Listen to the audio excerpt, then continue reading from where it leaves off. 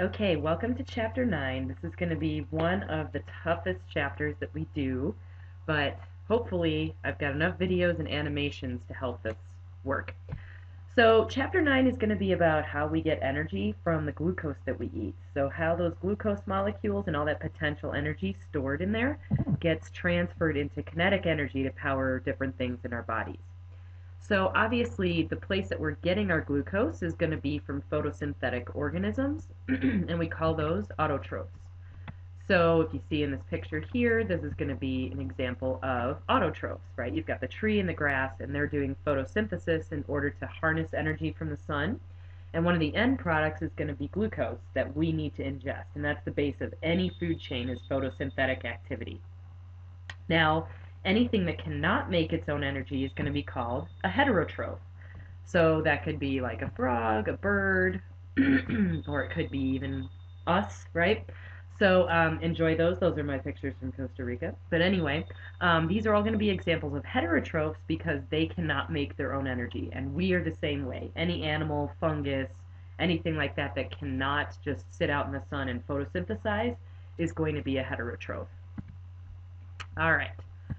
So what we're going to do is we're going to eat things that have the glucose in them, and when we digest that, we are going to break it down into smaller pieces, and eventually we're going to break it down so much that we can actually extract the energy from those glucose molecules.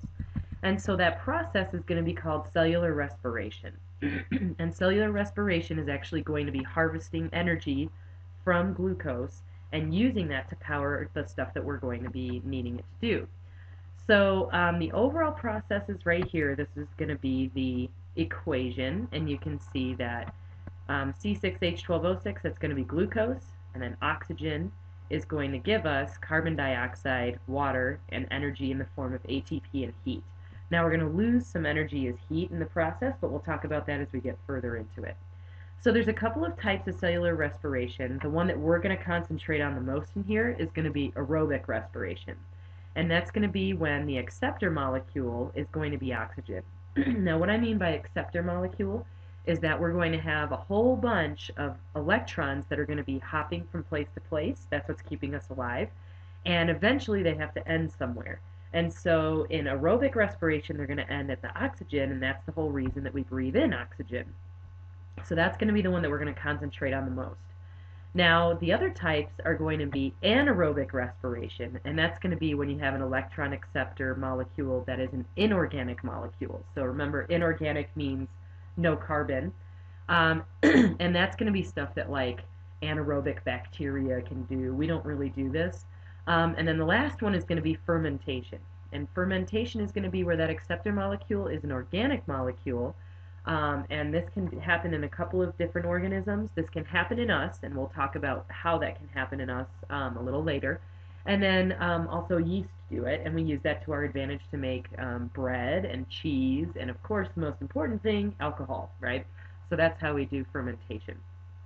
So ATP is going to be the energy currency of a cell, and you've seen some pictures of it. I've got a couple here that you can take a look at. There it is. And the really important thing about ATP that you want to remember is that it has those three phosphates connected to each other, and they each have a negative charge. And so what that means is negatives are going to repel each other. So this bond on this third phosphate is really strong because it's almost like pushing a spring that wants to be extended all the way together. And so when we break this bond right here, that's going to release a ton of energy, and that's how we're going to get energy from the ATP. So there's a couple of reasons why we would want to use ATP. One of them is going to be for muscle contractions. So real simple, you see this guy contracting his muscles, right? That's going to be using ATP to do that. Another example is going to be active transport. So in a cell, when we want to move something against the concentration gradient, you're going to see that bright thing coming up right there. That's going to be ATP that's used to allow something to go against its concentration gradient.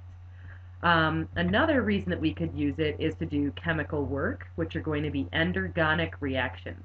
So if you remember, endergonic reactions are going to be anything that requires energy, and that's what a lot of the reactions in our body are going to be. So there's two ways that we can make ATP, and we'll talk about that in the next video.